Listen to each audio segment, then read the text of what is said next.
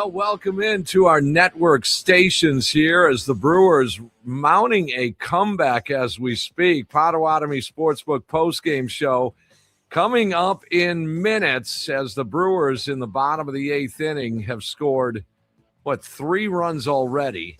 And the tying run there at third base with Bryce Terang, Christian Yelich pinch hitting for Gary Sanchez. Tim Allen, Tommy Wortz. Tommy, not a good start for Brandon Sproat. No, but the Brewers are brewering here at the back end of it, right? A Lockridge beating out an infield hit, extending it on with a walk, and then just chipping away. The Woodpeckers definitely seem back. And, yeah, Brandon Sproat, unfortunately, that's 7-6. It's Brandon Sproat's 7 that is on the board there.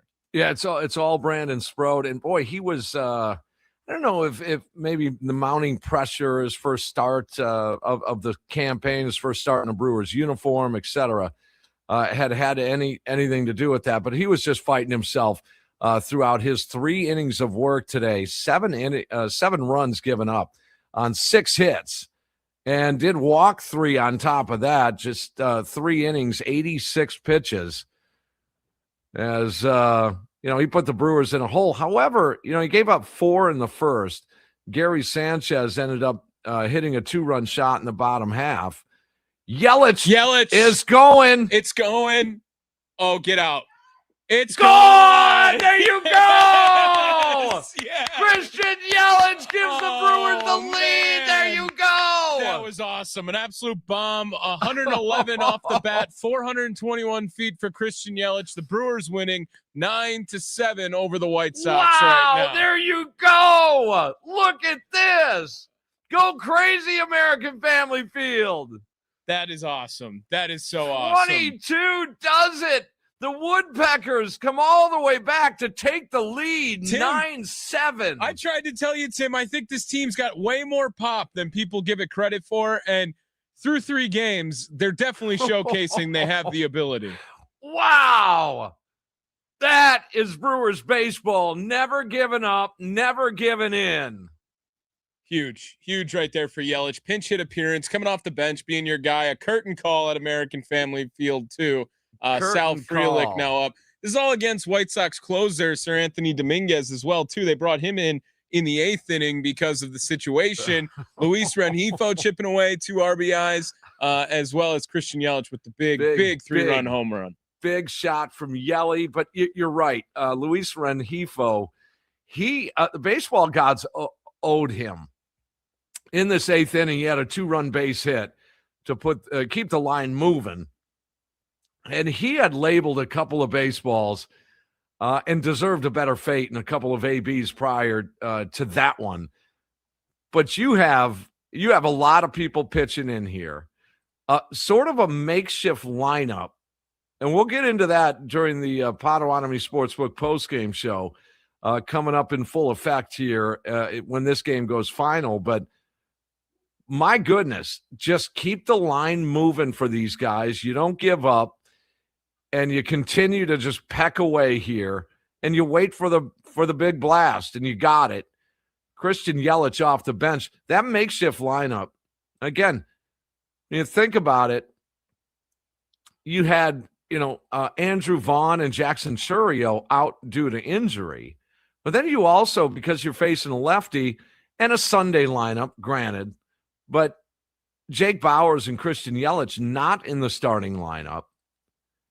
And so you fall behind 4-2 early, and then Sproat, gives up a few more runs. It's 7-2, and it just kind of sat there for a while. But the Brewers still plenty of game left, and it's the old adage, you don't necessarily need to do it all at once, but there was enough game left in this one, Tommy, that they still felt okay. I mean, these are guys that don't give up, and that's under Pat Murphy too. Yeah. That you just keep a line moving. Yeah, absolutely. But it is cool when they end like this. 2-2. Fly ball to deep right. It is way back. It's gone. Yearly delivers in the clutch. That is Christian Yelich's first career pinch hit home run as well as that's ever happened there too. Sir Anthony Dominguez has just been pulled. They're going to make a pitching change in the bottom part of the 8th for the White Sox. And they chased him. Bryce Terang also with an opposite field base hit off the lefty in this 8th inning. What they put up here in this 8th so far and still counting? Still counting here, but I believe it's 6. Yes, 6 runs have come across here in this inning for the Milwaukee Brewers. How about a 6-pack of brew in the bottom of the 8th inning? You get to that 9th inning, and I think we're going to see the closer for this ball club, Trevor McGill, in for that top of the 9th inning to try and nail down what at this point is a 9-7 lead, and hopefully a victory to sweep the Chicago White Sox in your initial series of the 26th championship season. I know you guys might be channel surfing a little bit. You catch us here. You can hit our Nicolay Law talk and text line at 414-677-1250. And we'll get to your calls and reaction once the Potawatomi Sportsbook postgame show gets underway. But I was talking about the makeshift lineup. And if you notice, Jefferson Carroll got the start here today. That means all 13 men on the position player group have gotten starts in the first 3 games of the campaign. So this is Pat Murphy saying, you're on my roster, you're going to play. And he had said that yesterday, that bringing up Jefferson Carroll doesn't mean he's not going to play. He's going to play. He did draw a walk in the ball game today during his major league debut. But all 13 position player group players have gotten a start so far. The Blake Perkins and Lockridge and Rengifo now got his first start today. Jefferson Carroll, Gary Sanchez with his first start, and that paid off with a 2-run home run. So a lot to talk about coming up. And how about the bullpen? Now this bullpen is going to go unsung here today if the Brewers go on to win this ball game. You're looking at Ulysses S. Grant Anderson with a couple of scoreless innings. Jared Koenig. Yeah, great inning from Koenig. Yeah, striking out 3 in his performance. Well, after us, at least me doubting a little bit yesterday his spot in that 7th inning. He didn't come in that high leverage role, but still proving that he could be valuable. This Brewers bullpen might just be ridiculous too, Tim, especially over the last 2 days. Now, obviously one more inning left to go in this one, but great performances from Serpa and Uribe yesterday. And how about, even Jake Woodford coming in for 2 innings to stop the bleeding at a point. A couple of scoreless innings for Woodford. He might be one of those guys that at the end of the run here that we look up and we see appearances with a big number. And again, you need guys that chew up innings. You're going to have innings. And especially with a young starting rotation. So the inning finally ends there with the Brewers putting up 6 runs in that 9th to take a 2-run lead into the 9th inning. Yeah, they had 5 hits, 2 walks as well, and of course the big 3-run homer from Christian Yelich.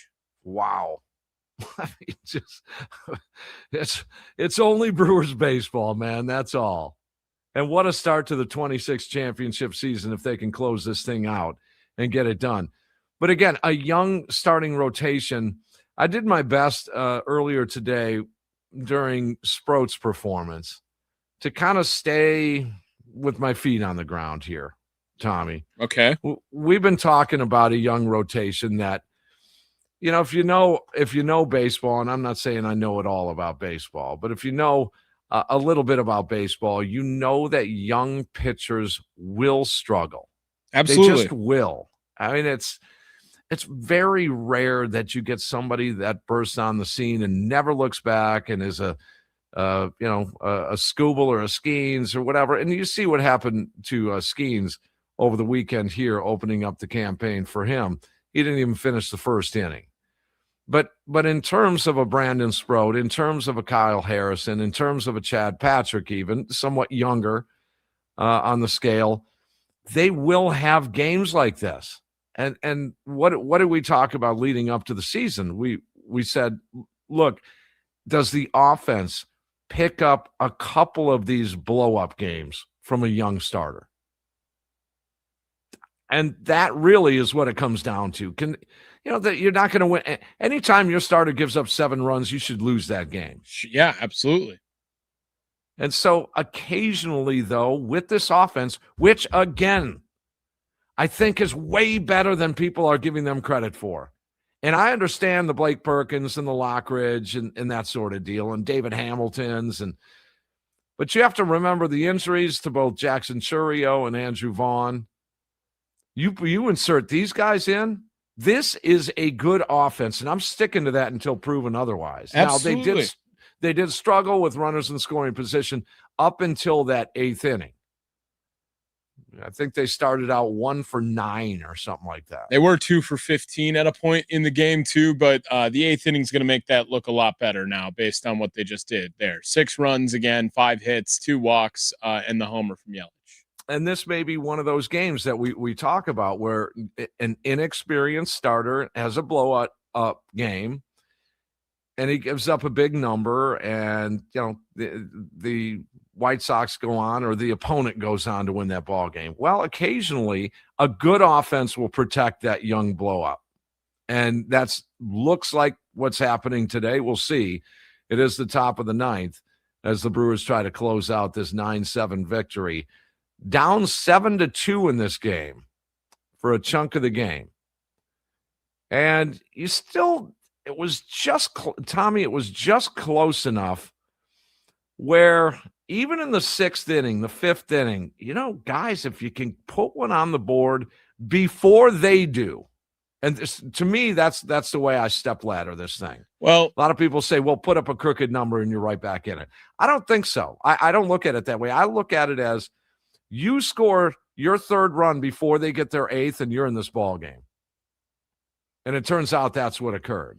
Yeah, and they never really – they were getting the lead runner on many innings in this game too. Like the leadoff guy was getting on base. I think it got on 4th, 5th, and 6th inning all in a row, at least at that point. And they were still looking to see if they could get one to crawl across during this at some point.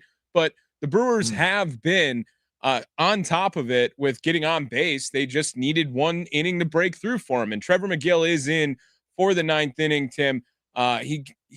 They should have challenged. They should have challenged a strike call. They should have, and they did not against Peters. And on top of it, then Peters got a leadoff single for the Chicago White Sox here. Yep. You can't go home with them, Tim, and they weren't shy on challenging all throughout the rest of this game. I'm sorry, I'm just never going to get used. I'm never going to be a fan of ABS, Tim. I don't think I'm going to at this point. How in the world did they not challenge right there with 2 strikes? Right, and it was, again, they still have 1 remaining, and what's the point of going home with it at that point? Well, the outcome would be a strikeout. It's not like you're challenging a 1-1 pitch here. You're challenging a 2-strike pitch. This could also be Caro, young catcher, but I mean, he would also be in this, but I understand that they're saying rookie catcher now here, but like Caro's actually been coming up while the ABS has been a thing. He has more experience with it than a guy like Contreras does. No doubt. And we'll get into the ABS here a little bit before this game is final. And I'm thinking I'm getting used to it too. Again, I think collectively it may lengthen games by a few minutes.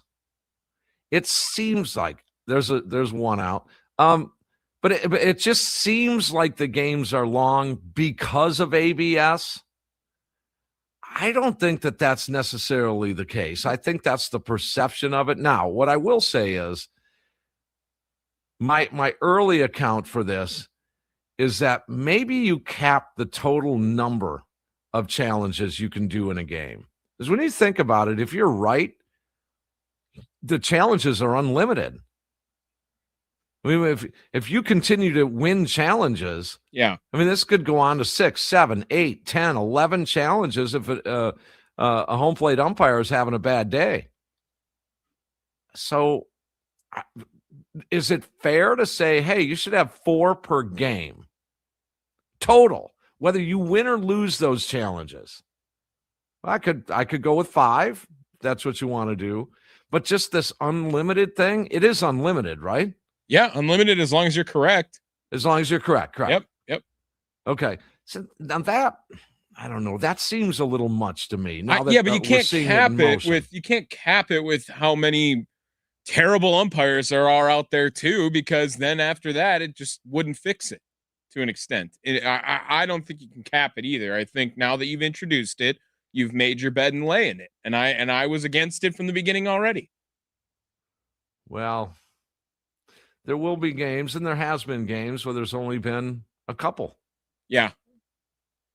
There is big strikeout from Miguel out on number Marcano. 2. Yeah. As we're not supposed to call play-by-play here, but yeah, I mean, Yelich hits a 3-run bomb in the 8th inning to give the Brewers the lead. I'll ask for forgiveness. Should we maybe we come back and hopefully the game's over after here? There we go. We'll take a break and come back and fire it up. And just cross your fingers. Potawatomi Sportsbook postgame show coming up all along the Wisconsin Sports Radio Network, powered by the Potawatomi Sportsbook.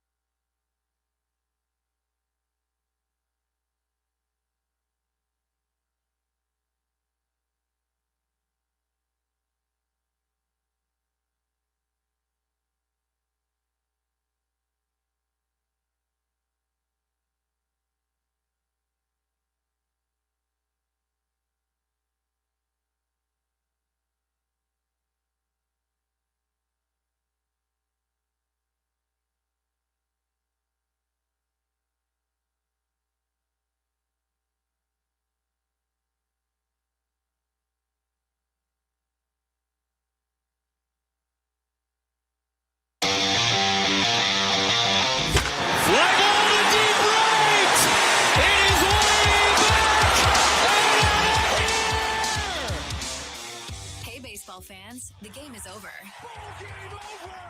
Welcome to the Potawatomi Sportsbook postgame show. Bet above the rest. Only at the Potawatomi Sportsbook, Milwaukee. After the last pitch, you've made the switch for 21 seasons. We'll hear from the manager, the players, and the highlights from the game. It's time to talk about the game and the team with Tim Allen and Tommy Wortz on the Wisconsin Sports Radio Network. It is a final. The game and the series and those results are good. Welcome in, everybody. Potawatomi Sportsbook postgame show. My name is Tim Allen.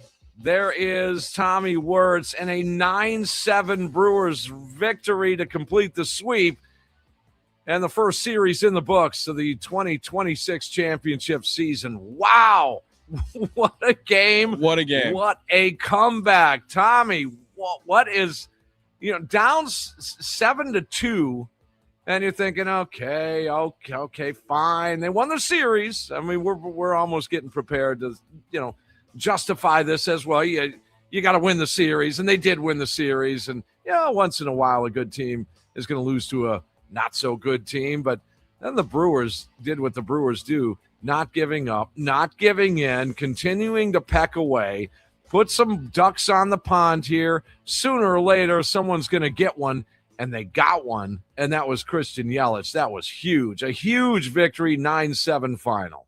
It was a massive home run, the first pinch hit home run of Christian Yelich's career, and it sounded a little something like this, in case you missed it. Good vibes, 2-2. Fly ball to deep right! It is way back and gone! Right. Delivers in the clutch. Woo! There you go, Jeff Levering on Brewers TV. Oh, that was so good. Levering was jacked up, man. And can you blame him? I mean, what a moment, what a swing for Yelich. And again, it's early, it's the White Sox, but something might be brewing with the offense here, Tim Allen. 32,737 witnessed a 9-run output by this offense. And despite not having Jackson Chourio and Andrew Vaughn, when they get those guys back, it's going to be an even better offense. These guys put up 14 in game 1, 6 yesterday, and 9 today. This is going to be a good offense, guys. Now, when are you going to compare it to the Dodgers? Who are you comparing it to? Well, you guys compare it to what you want. But I do know this. Last year, this team hit 279 with runners in scoring position. Now, they struggled with that early and mid-game. They had ducks on the pond here. You keep putting base runners on there, this is what's going to happen. So 279, I don't know if they're going to hit that mark this year, but their run output, I think, is going to be just as good, if not better. Their home run output is going to be just as good, if not better. Don't let the national media tell you that this is a offense, because they're not. They're going to be pretty good. They'll fight and they'll try and get better. I mean, you have Sal Frelick that you're not relying on to be your 2, 3, 4, 5 hitter. Not even your leadoff hitter. Anyway, so they get the victory today, 3-0 to start the 26 championship season. We're going to get your reaction here as folks coming out of American Family Field as we speak. If you're along the network, you can join us as well, wherever you are at in this great state of Wisconsin, on the Nicolay Law Talk and text line at 414-677-1250. Let's get our game recap in here. We'll get your reaction on this one. Okay. Brandon Sproat. First inning, all sorts of trouble. Leadoff walk. Then a full count in which the prior pitch was a foul ball off Murakami. Then a pickoff move that Sanchez drops. Okay. And the reason I say this is because there's a little delay it's a full count after a walk in his Brewers debut. And there's no way I would be swinging at the next pitch. And he took it. And that was a smart move because now you got 2 on, nobody out. Then a single to center. Did Perkins misplay that ball? It definitely should have been caught. I think he took a bad step, so he was never going to do it because of the step. But I will say Blake Perkins has made that play before. And then, so the bases are loaded, nobody out, a couple of walks, a flare base hit, a drop ball by Sanchez, a misplay by Perkins, and then, wouldn't you know it, first pitch to Montgomery, and he takes it out for a grand slam. Uh-oh. Ooh, Brandon Sproat, what walk, single homer. Then on the 26th pitch of the inning, he finally got a ground ball. Rengifo, who almost threw it away. So now things were getting a little bit ugly. Settle it down a little bit here. Settle it down. Foul pop up for the second out. He did have another walk in there as well. 4 runs on 2 hits, 3 walks, and about 40 pitches, 39 pitches through that first. And the Brewers were down before they even came to the plate. But the Brewers struck right back. How about you cut that deficit in half, Contreras, with a double in front of this from Gary Sanchez. This one driven to left. It's back, and he cuts the deficit in half. One swing, and it's 4-2.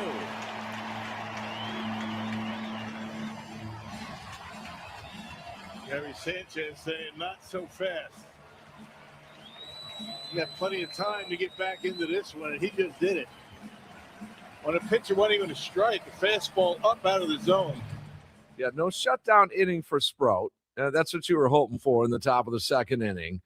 Well, that didn't happen. Leadoff walk. Erased on a beautiful double play, however. Ortiz and Terang turning it. Murakami struck again. Solo shot. Frelick, did you misplay that ball? Yes. Yeah. What is going on? Sanchez with a drop ball. Frelick now with a misplay. Perkins with a misplay. Sproat with a wild pitch. Rengifo almost threw it away. Twice. Are you really? Come on. But that's baseball. It's early. Did I just make up my own language? Well, the Frelick homer, the Murakami homer because of Sal Frelick, like that was not going to leave. It was not going to leave the yard if Sal didn't touch the ball. And if he got so much of his glove on it, he was able to catapult it over. I mean, it was not going to leave. Wow. It just so. Another run scores in that second inning. They get 2 there. They got the 2 right back. It was 6-2, 65 pitches to that point for Brandon Sproat into the bottom of the second inning.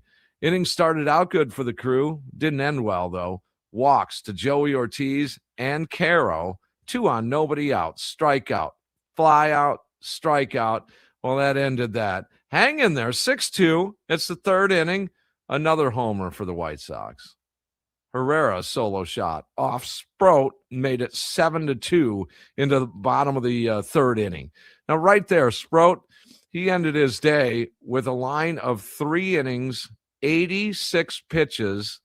He gave up 7 earned runs on 6 hits, 4 walks, and did strike out 3. So Grant Anderson, then he would. Now, here's the unsung heroes of this ball game. I'm telling you. Yeah, we're gonna celebrate the offense. How about that bullpen? That bullpen hung in there. Grant Anderson was the first to do it. Leadoff double by Perkins in the bottom half of that third inning. Contreras a walk. Corners, 1 out for Rengifo. He would line out. Wow.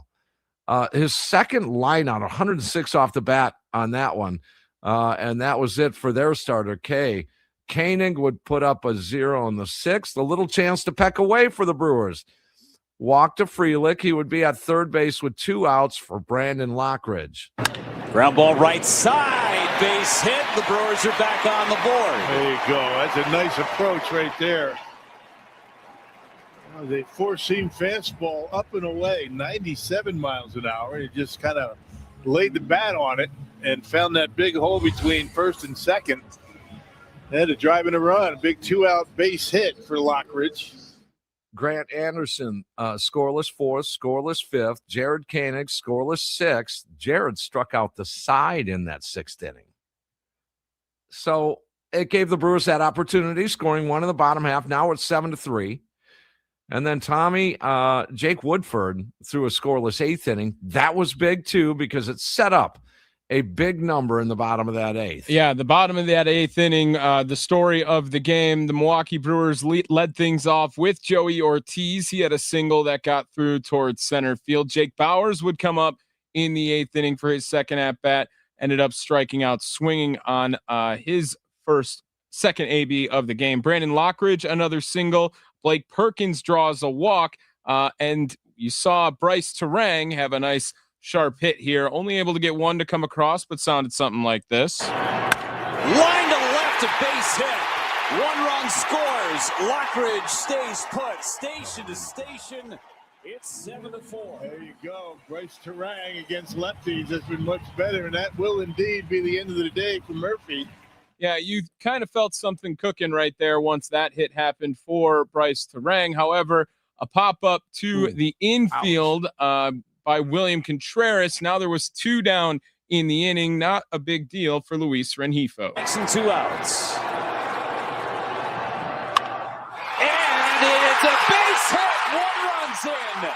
2 runs are in. Terang ends up at third. It is a 1-run game. Yeah, Luis Rengifo, way to make an impact in your first start there for the Milwaukee Brewers. And then, of course, the pinch hit heard around the world from Christian Yelich. Good vibes, 2-2. Fly ball to deep right! It is way back and gone! Levering's losing his mind. Delivers in the clutch.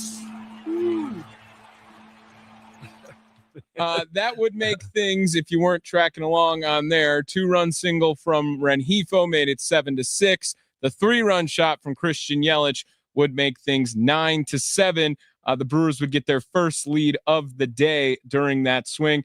Sal Frelick ends up drawing a walk. Joey Ortiz called out on strikes. But if you remember, the inning started with Joey Ortiz getting on base. The Brewers bat around in that 8th inning, in which they have 6 runs on 5 hits, 2 walks, and the big homer from Christian Yelich.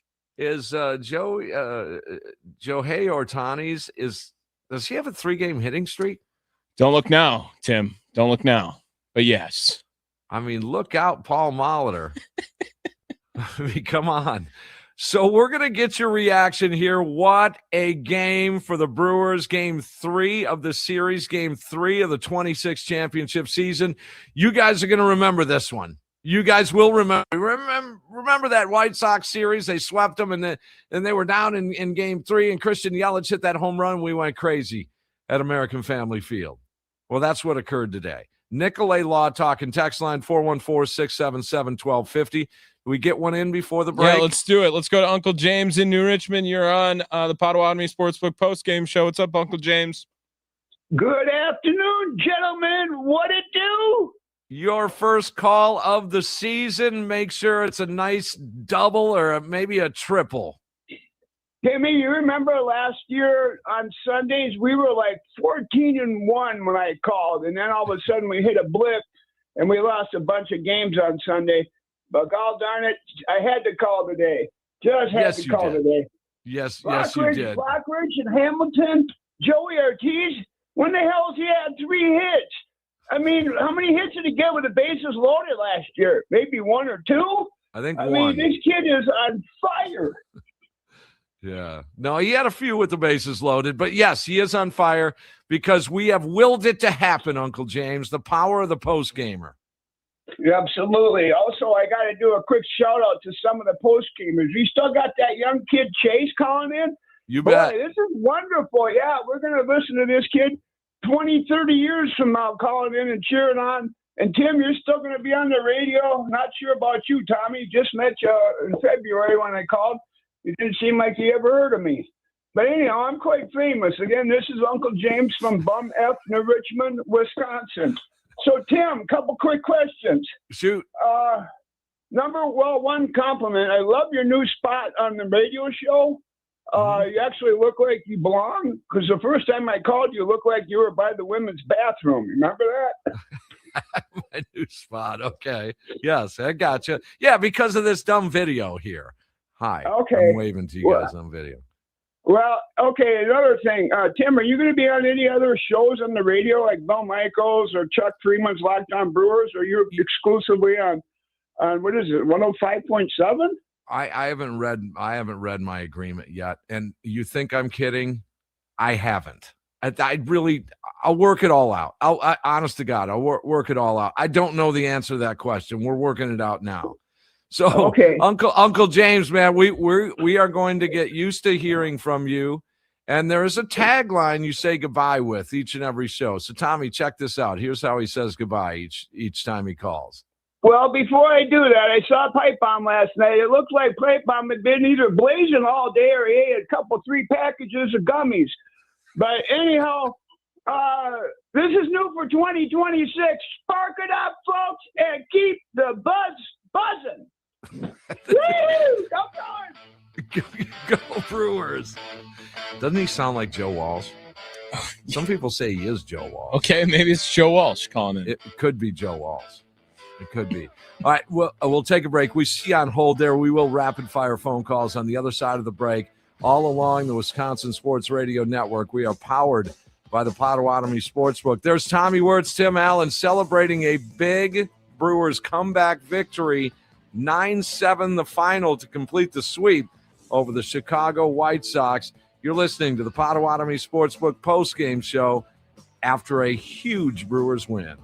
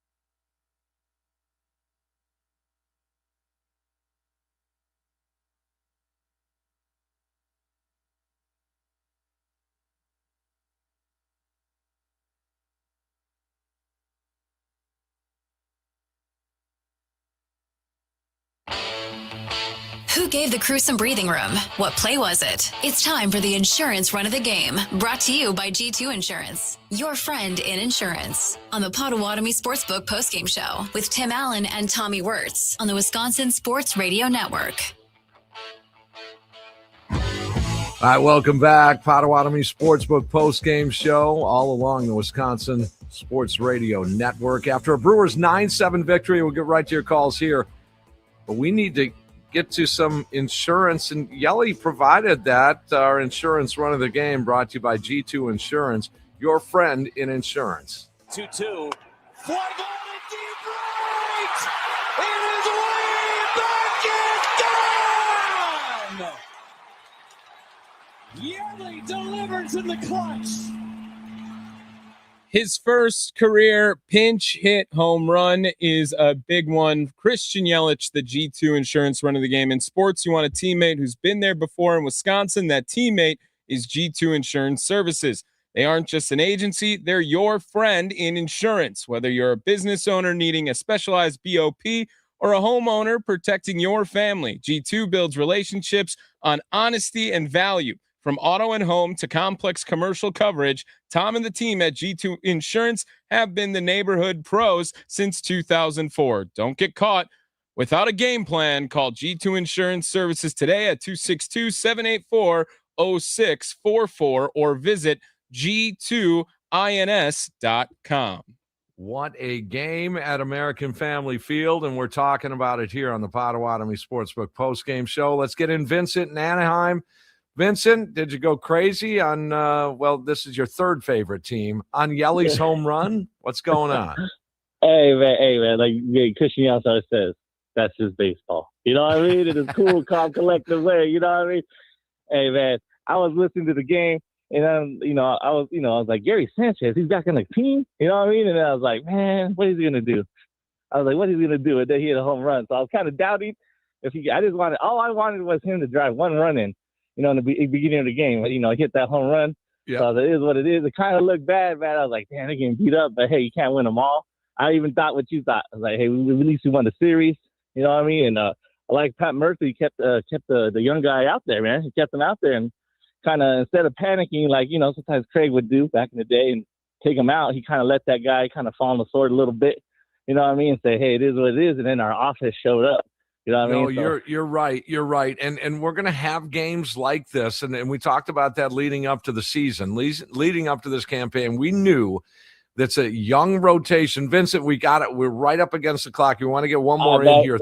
All right. I'll go back, go Brew Crew back. You guys keep winning, baby. Go Brew Crew. But we knew that occasionally this is going to happen, and it will happen again, whether it's Sproat or Kyle Harrison or Chad Patrick or whoever it might be. And later on in the season, maybe Robert Gasser or Logan Henderson. They're going to take their lumps occasionally, but once in a while, this offense is going to pick that up a little bit. Sproat, I would have taken him out after the 2 innings, but, Murphy said, hey, man, work your way out of this. And this is hopefully going to pay off down the line. Is this Beer Count Kenny or a different Ken in the Falls? Oh, no, you know who it is. Oh, crack one open on a 9-7 come from behind victory. Let me get some of this out of the way. Here's the first one. Oh, yeah. Guess what, boys? That's for Thursday. You know what else is coming up? We got one for Friday. Guess what? We got one for the season sweep. Oh, yeah. 3 in a row, baby. 3 in a row. It's beautiful. First season sweep. 29 runs.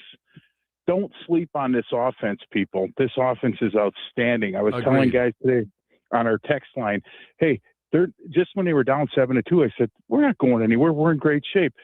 It was great to hear Uncle James lead this thing off, but there's so many great callers, Tommy, you're going to see. But one more thing, Johnny, the Drainettes, there's so many people that are going to be calling in, having fun. Justin from North Carolina, Tommy, you are going to have a blast this year. This Brewer team with this offense is outstanding. You never have to worry about it. Oh, yeah, and guess what, Chicago? I know a bunch of you are listening. Brewers are 3-0 leading the division. Hey, I'm out. All right. Thank you. Hey, thank you, Kenny. When Montgomery hit that home run, the grand slam, did you hear the White Sox fans? Oh, yeah, there was a decent amount there. Yeah, they had a nice little crew with them today.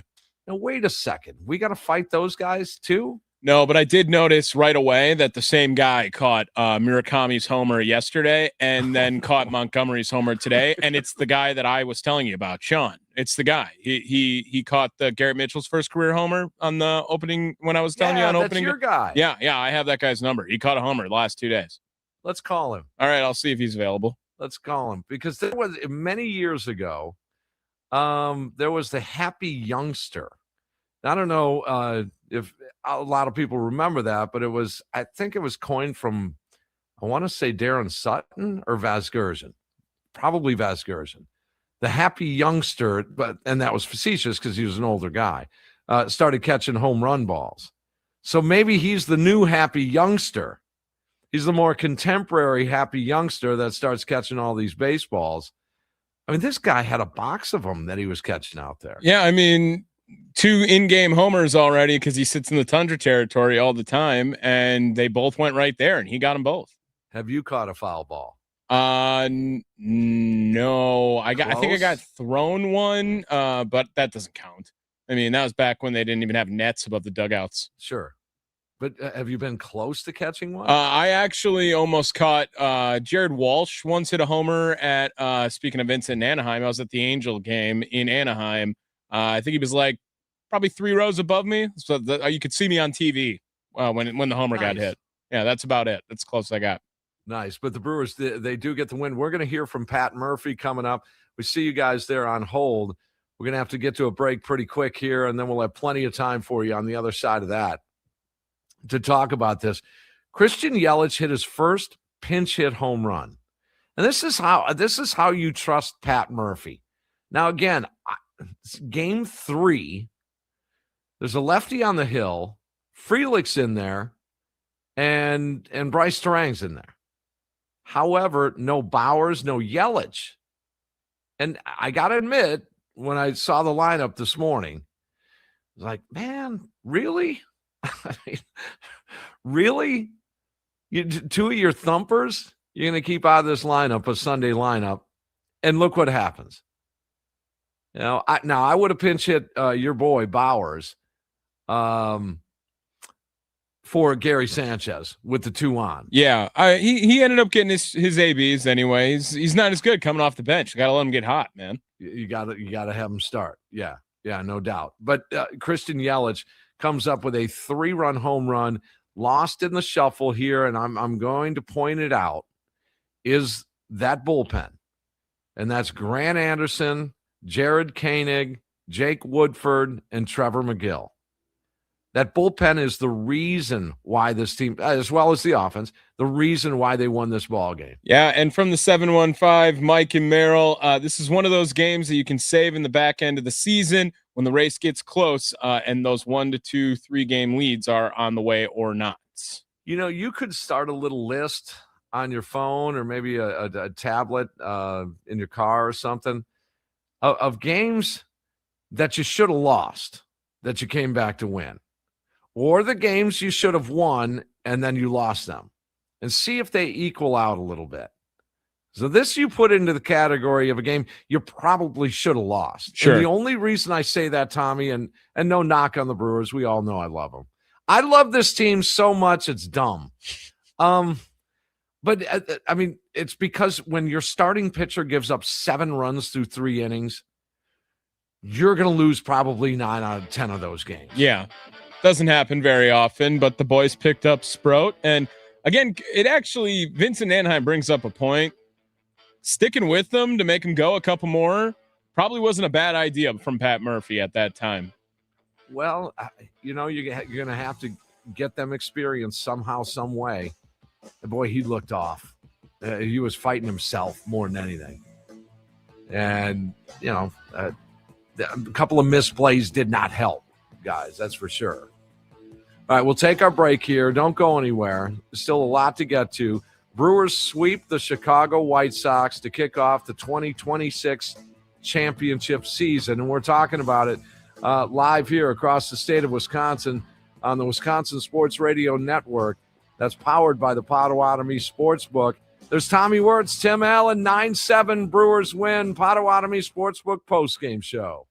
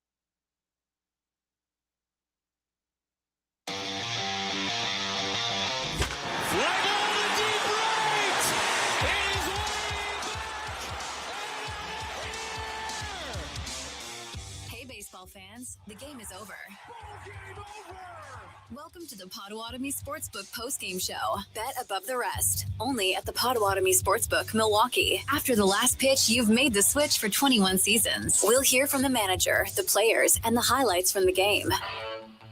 It's time to talk about the game and the team with Tim Allen and Tommy Wortz on the Wisconsin Sports Radio Network. 2-2. Fly ball to deep right! It is way back and gone! Yearly delivers in the clutch. Oh, yes, from Brewers TV. There it is, Christian Yelich, a 3-run home run with 2 outs in the bottom of the 8th inning, leading to a Brewers 9-7 victory. Don't you dare call him Sister Christian. It's Mr. Christian. Mr. Christian, though the time has come. Oh, man, what a game. The Brewers sweep the White Sox, and they're 3-0 here through one series of the 26th championship season. Welcome in, everybody. Potawatomi Sportsbook postgame show. Tim Allen, Tommy Wortz here across the Wisconsin Sports Radio Network, and we're celebrating a Brewers victory. This is fun. This is kind of cool. Nicolay Law talking text line. Pat Murphy coming up. We'll hear from Christian Yelich coming up. That phone number, 414-677-1250. Tommy, push a button. Yeah, let's go to Rich out in Racine. You're up next on the Potawatomi Sportsbook postgame show. Well, Happy New Year, Tim. Yeah, that's true. Good one. I hope you got a Miller champagne next to you. Close. Real getting closer. Another Sunday miracle at the Milwaukee stadiums. How many are we going to go through like this? We got Billy Hall did one, and I can't remember the other guy's name, but he hit one out for a 13-game win, and this is getting fun. I love it. I love it. This is beautiful. This offense is I think it's better than what the national people give them credit for. And however, on the other side, the pitching side, you know as well as anybody, Rich, young pitchers take their lumps occasionally. Well, that was my question for you. Do you think that if Contreras was in instead of Carl, that he would have settled them down a little bit more? Possibly. I did think the same thing. That's quite possible, and that's probable, but to how much? I mean, Sproat was fighting himself on this thing. I mean, he couldn't find the zone. Well, his mechanics were way off, and that's why I meant that Contreras would have been out there with at least once. And I know you can't go out more than once, but settling them down a little bit, you know. But they just seemed a little off early in the game, even defensively. It was just a little off. Perkins with a misplay. You had Gary Sanchez with, catch the baseball. You got a pick off there. That may have helped too, but and those things are a lot of what is just baseball. But my goodness, when your starting pitcher gives up 7 runs through 3 innings, you're probably going to lose that game. That didn't happen today. Well, congratulations to the bullpen, because that was outstanding what they did. And it was good to see McGill come in and blow the doors off. I think although that last hit was almost a home run, so we all had our fingers crossed. Yeah, no doubt. All right, Rich, we'll talk soon. Thanks, Tim. All right. Nicolay Law, talking text line, 414-677-1250. All right, let's go out. Big Dog Chase out in Oshkosh. What's going on, Big Dog? 3 for 3, Hi, Big Dog. First off, I just want to say, Uncle James, I don't know if he's fired up for 3 wins more than he will be when we're getting George Webb burgers again. Okay. He'll go crazy then. I mean, the Brewers just the past 2 days. Yesterday with the speed, today with the bats. That's a team that could win some games in September. Well, a good team, Chase, I will say this, that a good team finds ways to win in different ways. You're right. Yesterday, 7 stolen bases and just sort of woodpeckers. And then today, a little thump involved. But still, it's a game that didn't feature a lot of running. It's tough to base run. It's tough to steal bases when you're down by 5. Yep. Oh, thank you guys, and have a good night. All right. Dude, I want to grow up and be like Big Dog Chase, man. I just like it's probably just immaculate vibes all the time in his life right now. Yes, he is 3 times the kid that I was at. Yeah, I completely agree. Let's head back out to the phone lines. Mr. Ferguson out in Waukesha, you're up on the Potawatomi Sportsbook postgame show. Mr. Ferguson, it's been a while. How are you, dude? I am doing well, Mr. Allen. How are you? Awesome. More important, how you are. I'm actually very excited about this team. First of all, I want to echo what Kenny said. This offense is built to win. And there's more thump in this lineup than people realize. I think so you got a lot of young guys that were in their first, second year, third year, some cases. Power doesn't come immediately for most guys that come up from the minors. I mean, big league power is different than AAA power. So yeah, and how about your boy Shohei Ohtani's? Well, Joey's never going to win a batting title. Let's first say that. Having said that, the most impressive thing I saw defensively today was that double play they made. Yes. When he was down on his knee, that probably saved Sprout an inning. It let him go an inning longer because that was a base hit. Honestly, it should have been. So yeah, Joey's gonna Joey. His bat never was as bad as people thought it was last year.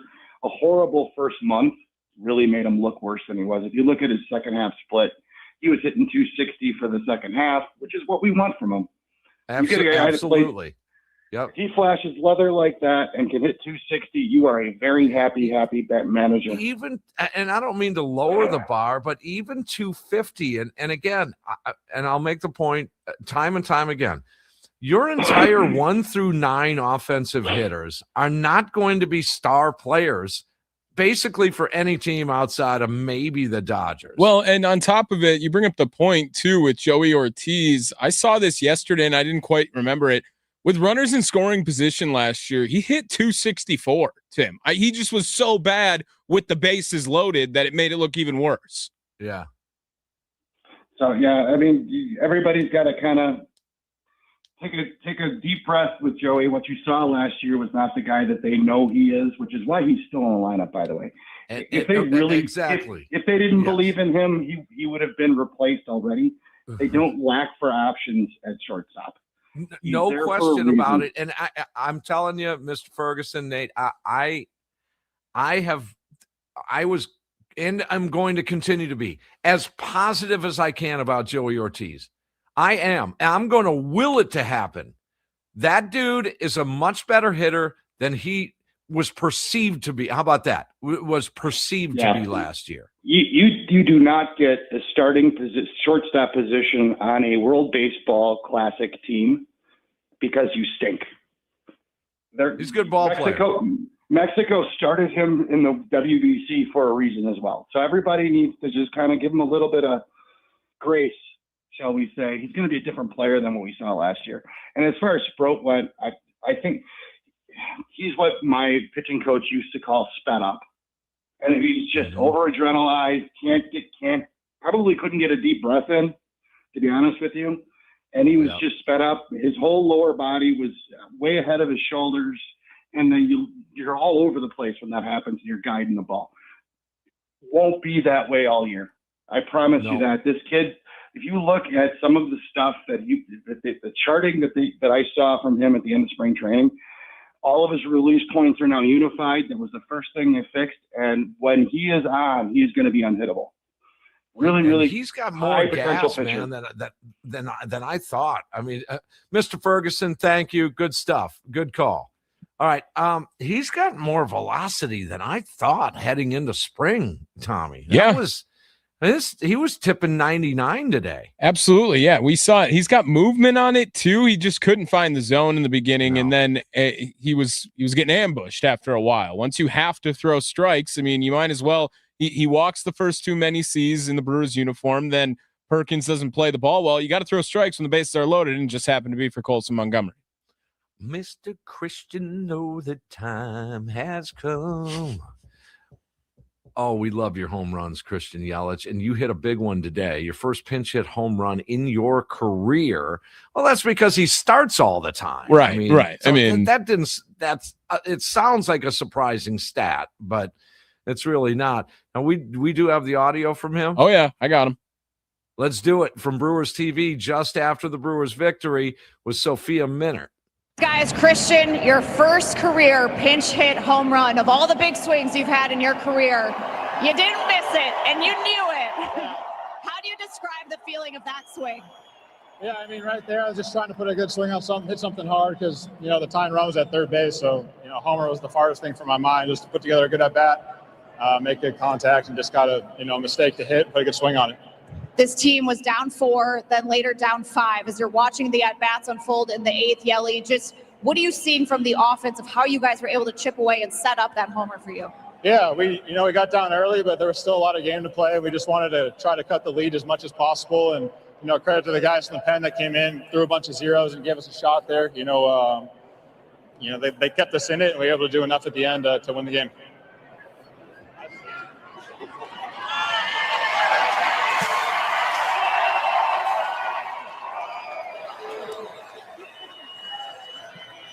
Well, Yelly, 29 runs scored here in the first 3 games and a series sweep. Offensively, what do you like from the approach and the results so far?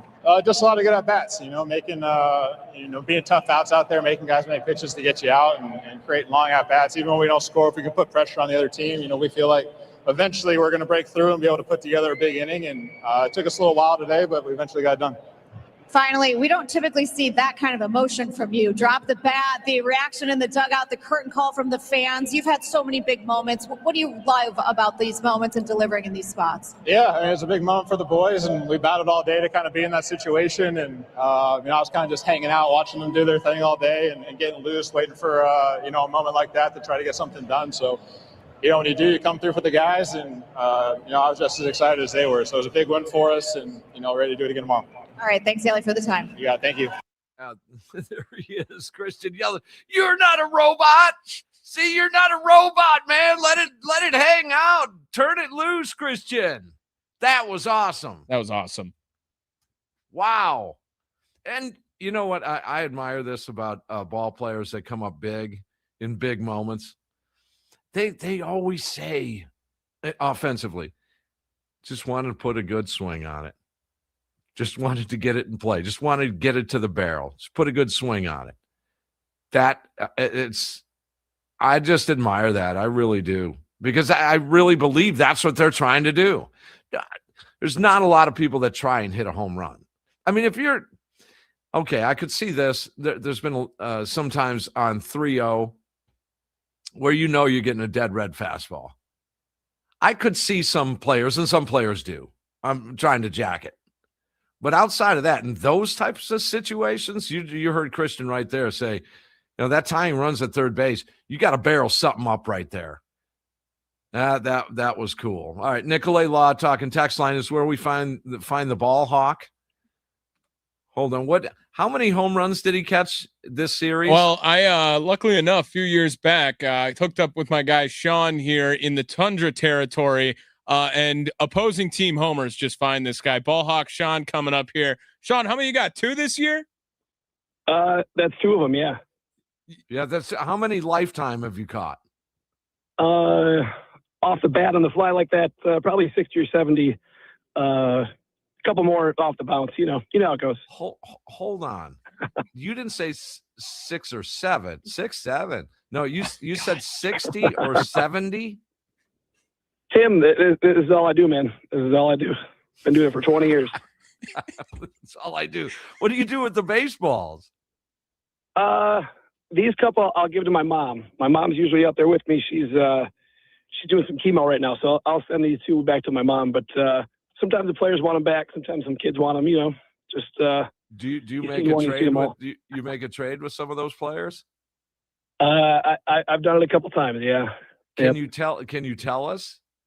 What would you like to know? What's the most you've gotten for catching a home run ball? Not in terms of money. Not in terms of money. Just in you've received. What's the biggest receive that you've gotten? a bat and a nice handshake from Garrett Mitchell. Oh, sweet. Nice. Did the thought cross your mind? This is fascinating to me. Did the thought cross your mind to sell it to him?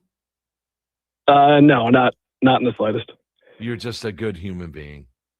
I'd like to think so. Far better human being. Way better than Tim. Tim's not doing it without some marbs, at least coming back the other way. Of smokes, at least. You know the price of cigarettes here. Hey, Mitchell, you got to give me a carton of smokes, at least. Maybe rip one with you too. I get it. Yeah. Wow. Well, that is cool. All right, Sean, can we check in with you down the line too when you catch a few more? I'm all for it. Yep. Yeah, awesome, Sean. Thanks for calling in, Sean. Yeah, one of the most random phone numbers I ever got in my life, and then he just proceeds to catch homers all the time at American Family Field. I had no idea he caught 60 or 70, but 60 or 70. I've seen him catch 3 homers on TV. There's people with season tickets. There's people that have been going to ball games for decades, like me. I had one bounce off my ankle. It fluffled around the seats a little bit and then rolled up and just banged off my ankle. I went down to pick it up and someone else grabbed it. My buddy had one right in his bare hands and it was right next to me, and that was that. My son reached up, pretty much saved me from being decapitated by a David Bell line shot over the Brewers dugout. And that's about the closest I've come. And the other one was A.J. Ellis hit me in the head. Yeah. Okay. Well, I'm not surprised at all by that based on the you should wear armor to baseball games. Like a helmet. Like just like a full night's gear with you when you go to a baseball game. Can we get one more call in before we go to break here? Waiting for a while here. Cousin Tim from Caledonia is coming up here talking on the Potawatomi Sportsbook Postgame show. What's up, Cousin Tim? Well, how you guys doing, man? It's the same old thing. I don't care. I wait a long time, man, to get my words in. But well, I will tell you this, Tim. Occasionally in this new configuration, there are a lot more phone lines here.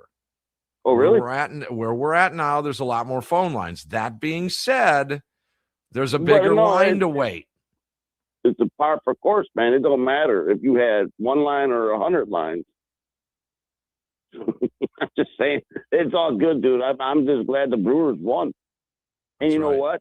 With Renfro, I said, what is that his name? Renfro? Renhefo. Renhefo. I can't pronounce that. But anyways, yes, wide receiver. Without him, that Yelich wouldn't have been possible. That's it. Renhefo had the 2-run base hit to get him within one. Because without that wouldn't even been possible for them to do what they did. And because or the Terang opposite field base hit. I mean, that was tailor-made. If you know anything about Bryce Terang right there, he was going to the middle of the field or the left side of the diamond, man. That was going to happen in that AB. I mean, that was without that, that wouldn't have been possible. No, without that. So, all right. I mean, with the home run. Tim, it's good to hear you for the first time in the 26th championship season. Yeah, where's one more thing, Johnny, man? You tell me. So real quick, what are we having for dinner? Go. You got 5 seconds. I'm having I made a bacon, some bacon, scrambled eggs. Bacon. No, man. Scrambled eggs with ham. I had a ham that I baked. Oh, topsy-turvy day. You're having breakfast for dinner. Yeah, nice. With bacon, sausage. Gotta have good morning, Tim. Thanks for cheese. Calling. Asiago bread. Asiago bake. I don't know what that is. Well, you got to try it. I don't know. No, because I get belly aches. Tim, I got to go. Yeah. Anything you guys want me to try something? The answer is no, because I get a belly ache all the time. Prilosec, Tim tries tailgate. I mean, what an idea. I'm filling all these ideas. We got plenty of those. Yes. All right. Pat Murphy coming up. More of your reaction after a big-time Brewers victory here. They're all big. Remember that. I don't care if it's still March. It could be March, September, or June. They're all big. And this had come from behind victory, down 5 runs in this ball game. They put together a 6-run 8th inning capped by a 3-run home run from Christian Yelich. And we're talking about it all along the Wisconsin Sports Radio Network. powered by the Potawatomi Sportsbook. There's Tommy Wortz, Tim Allen, more Brewers conversation next on the Potawatomi Sportsbook postgame show.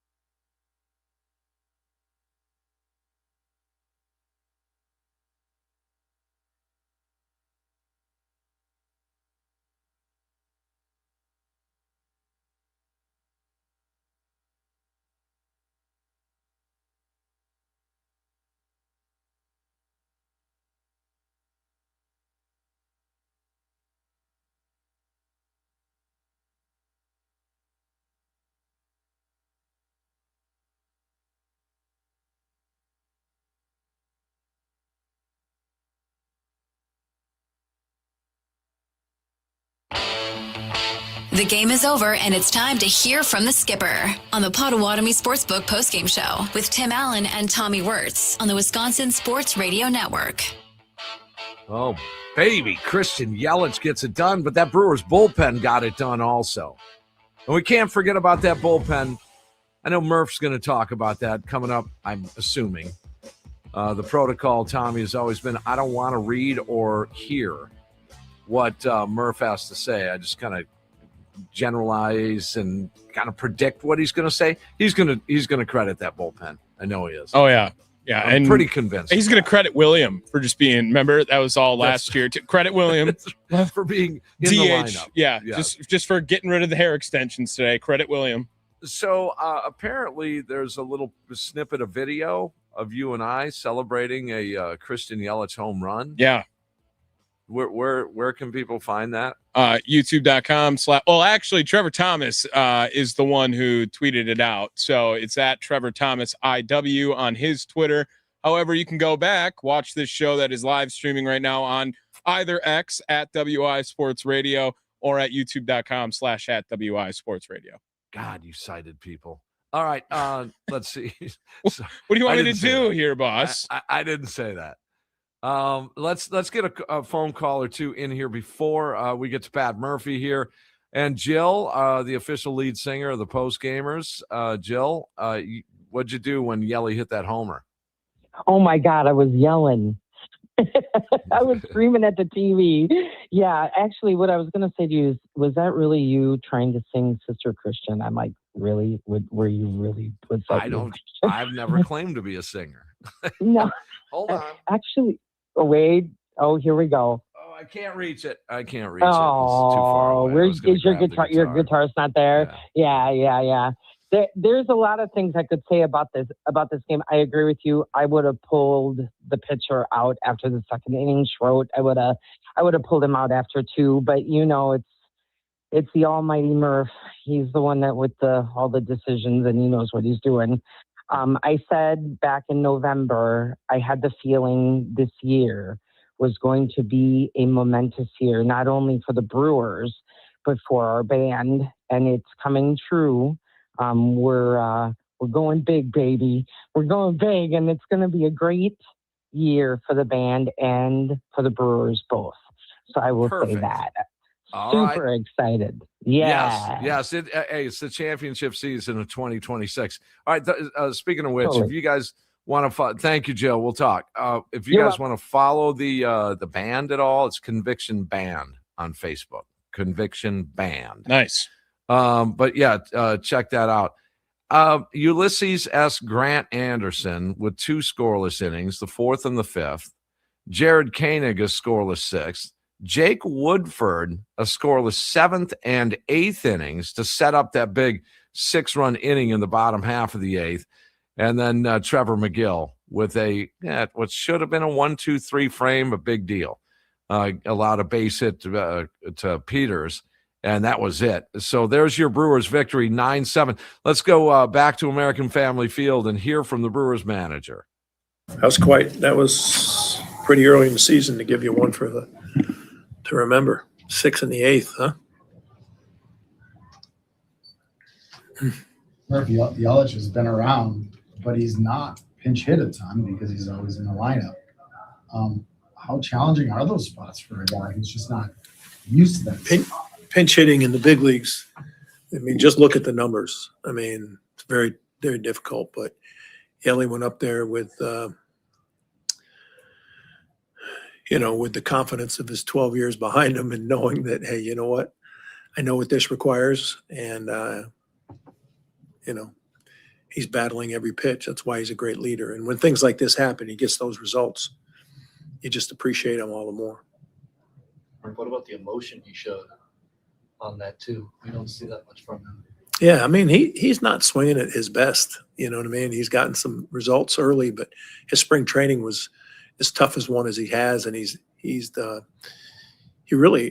hurts over it. He cares so much, and if people knew how much it affected him and how much he wants to play great, that's what makes you so happy for him.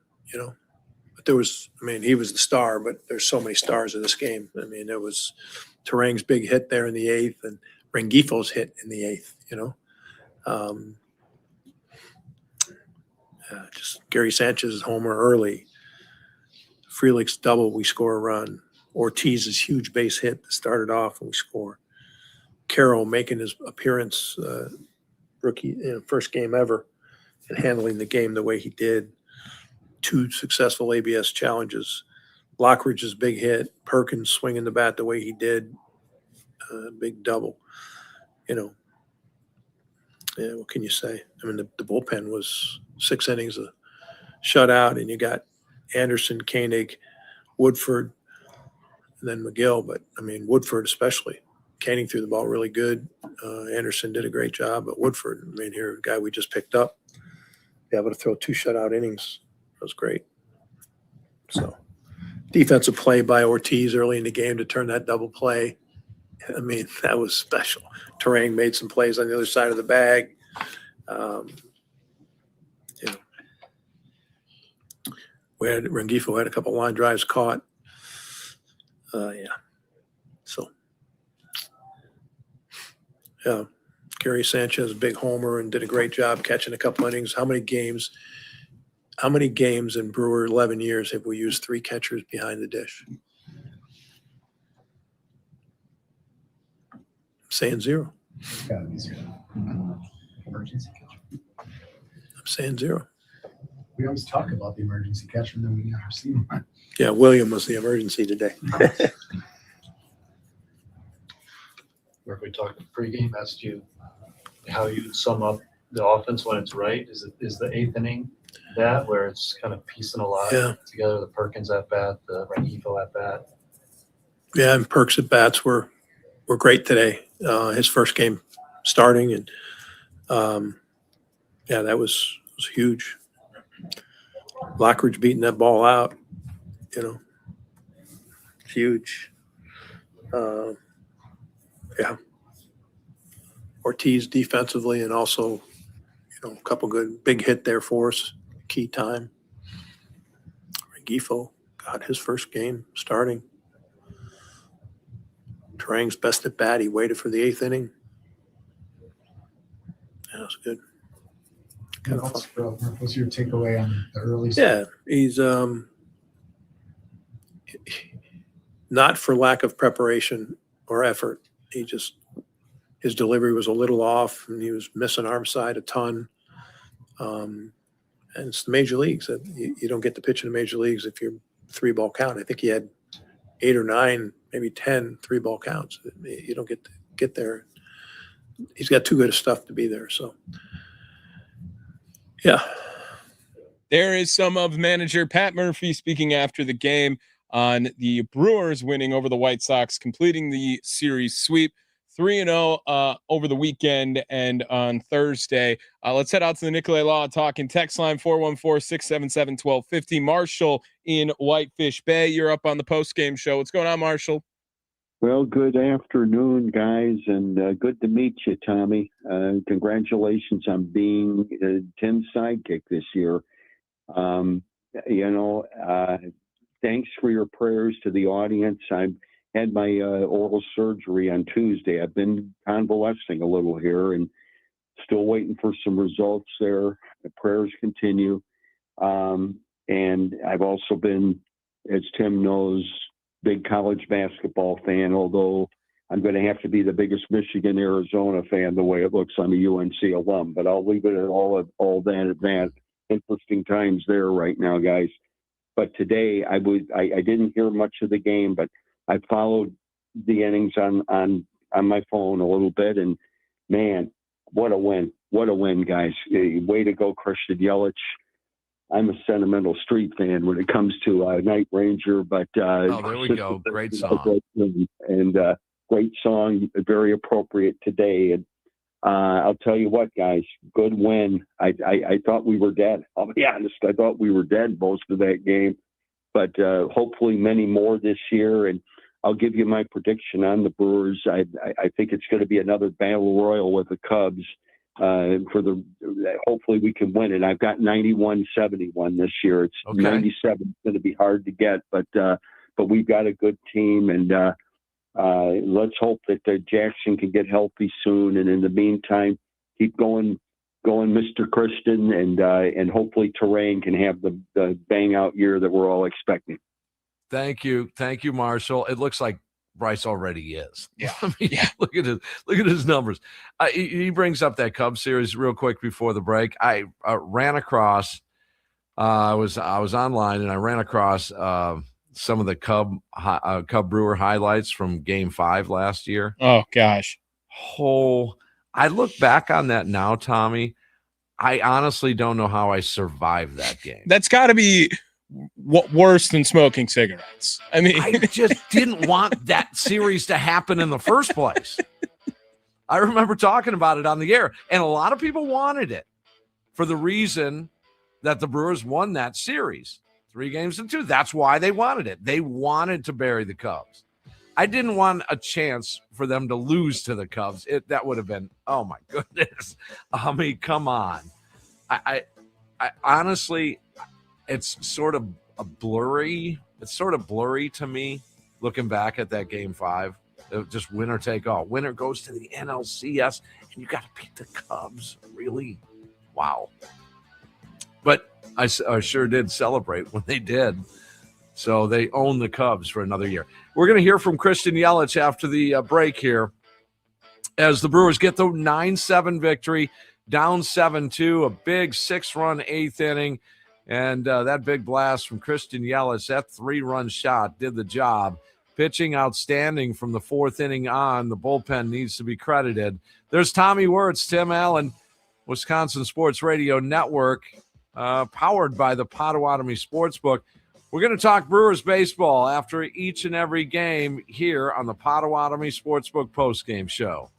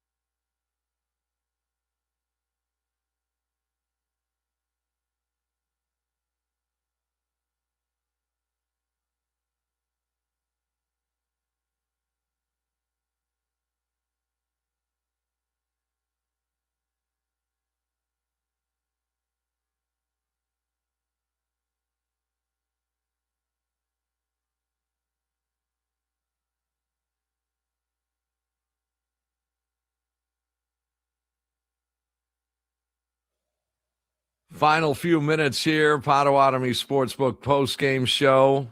You do know on these home dates, the Potawatomi Sportsbook has the shuttle to and from American Family Field. You place a bet or make a purchase, and you get the wristband, you get the ride. And drop just a couple bucks on your favorite brewer to hit a home run, and you take the shuttle back and you cash in your ticket. Could you imagine if you, on opening day, had bet on Jake Bauers to homer? Could you imagine? And then you rode the shuttle. You're waiting all game thinking, oh man, it was kind of, I threw $5 on Jake Bauers just so I can go. And then you went and won $50 just to ride the shuttle to the Potawatomi Sportsbook. They see now in that case, they paid you to ride the shuttle. Literally, you got paid to ride their shuttle. Christian Yelich hit his first pinch hit home run of his career, and here's what he had to say after the game. This feels like when we asked you about the walk-off homer, the first walk-off. Did you know you hadn't had a pinch hit homer? Oh yeah, no, I know I hadn't hit a pinch hit homer. Great spot for the first one though, and it was just a good one for the guys for sure. Because you just don't have, you've started almost all the games in your career.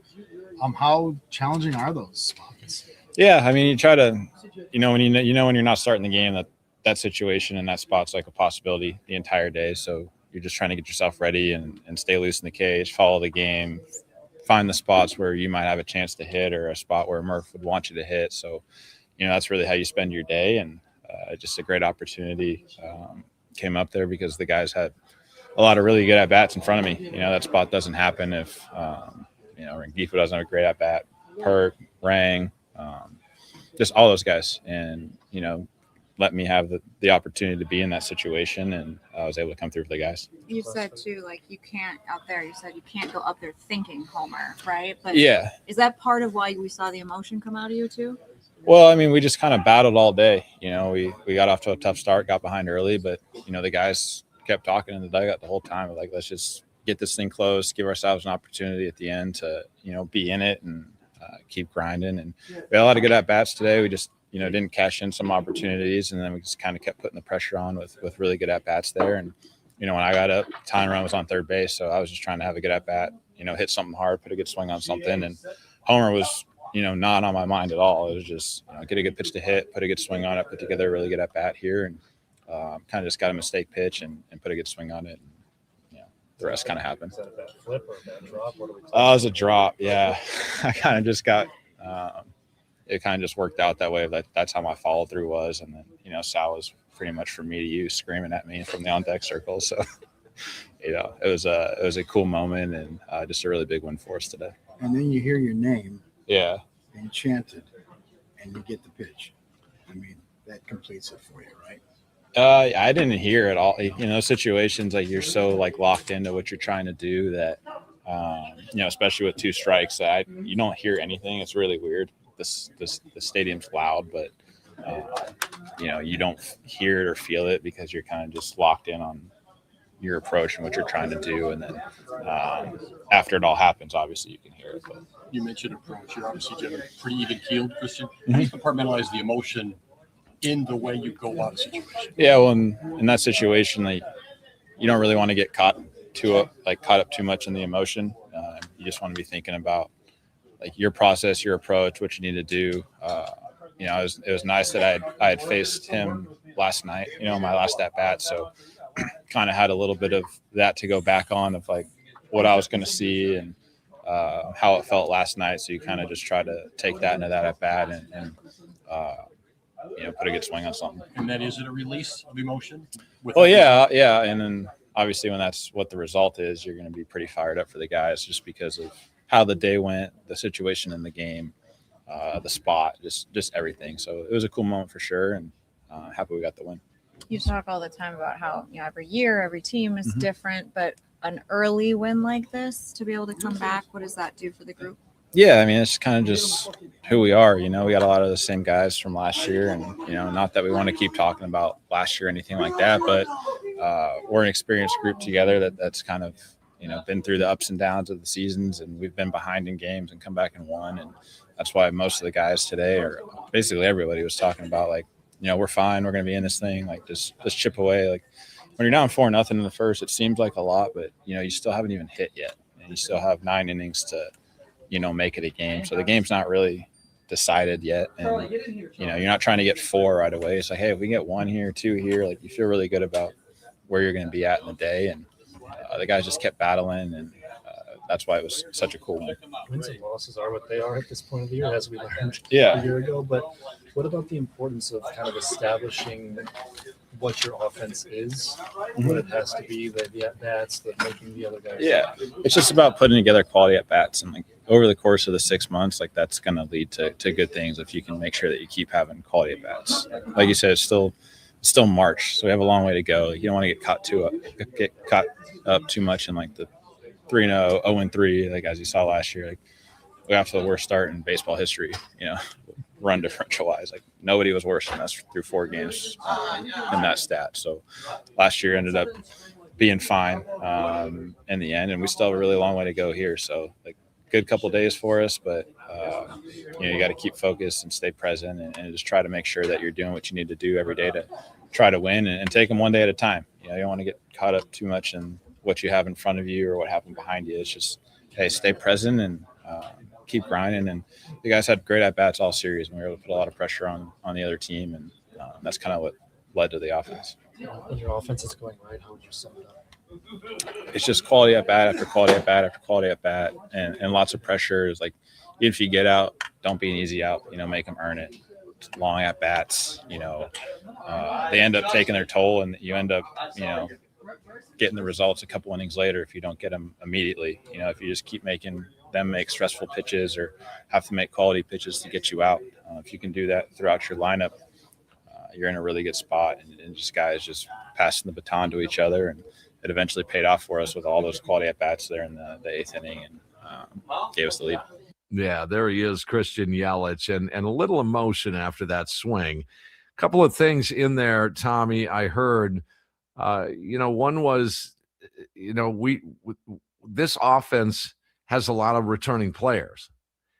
And so that part of it rung true for me. And heading into the season, these guys are one more year more experience. Now, will they all take a stepladder approach in ascending to be a good player? Yeah, some will have a net neutral season or take a little bit of a step back. But for the most part, players tend to get better. Young players tend to get better as the years go by. So I love that one. And the other one he said was throughout the game in the dugout, they kept saying, hey, let's just keep at this here. Let's put ourselves in a position later on. And we had seen that throughout the game. Just you had some base runners, and then things just kind of broke loose there in the 8th. Right. And on top of it, though, don't forget, Brewers bullpen today, 6 scoreless inning on the Sunday win, and have allowed just 1 run over 14 2/3 now in 3 games to start the season. 1 run. Yes. That's amazing. They've been phenomenal. Solid. They've been great. Yeah. And like I said, I felt like I had said that yesterday, Jared Koenig, I don't know how many leverage situation he's going to get this year because of what you've seen out of Serpa and Uribe and McGill in pass now. And he came back and said, well, I'll strike out the side to end the 6th too on top of it. Yeah. All right. So we close the book. I'd like to thank the ex-wife for the mode of transportation as the Brewers took the broom and swept the Chicago White Sox to fire up the 26 campaign. And it's a championship season off to a great start. Okay, Tommy, leadoff show gets you ready for game 1 of a 3-game set against the Rays tomorrow. Yeah, should be a good one. 1.5 hour long leadoff show, 6:40 first pitch. Make sure you tune in right here on the Wisconsin Sports Radio Network at 5 o'clock as we'll get you caught up. You'll hear some sound from the manager before the game, maybe some other player sound we couldn't get to. Hear how Brandon Sproat felt about his first performance of the season. We'll take you all the way up until first pitch tomorrow. And some interesting tidbits from the Brewer minor league players, including Robert Gasser. So all that information I'm going to steal from you while I'm listening to the leadoff show. And then you and I back after the last pitch tomorrow night, make the switch here on the Wisconsin Sports Radio Network, powered by the Potawatomi Sportsbook for the Potawatomi Sportsbook postgame show. And hopefully the Brewers can Well, go opposite of last year's first 4 games. Instead of 0-4, they go 4-0. Much better pace so far. Kyle Harrison going to take to the hill against Nick Martinez tomorrow, 6:40 first pitch. That's going to do it for us. This was fun, and there'll be a lot more of these throughout the 26 championship season. So stay tuned. Brewers off to a good start here. For Tommy Wortz, my name is Tim Allen. Thanks to Spencer Williams for the sound he sent back to the studio here. And we will see you tomorrow night. And as always, smile, Wisconsin. Bob Uecker is smiling back.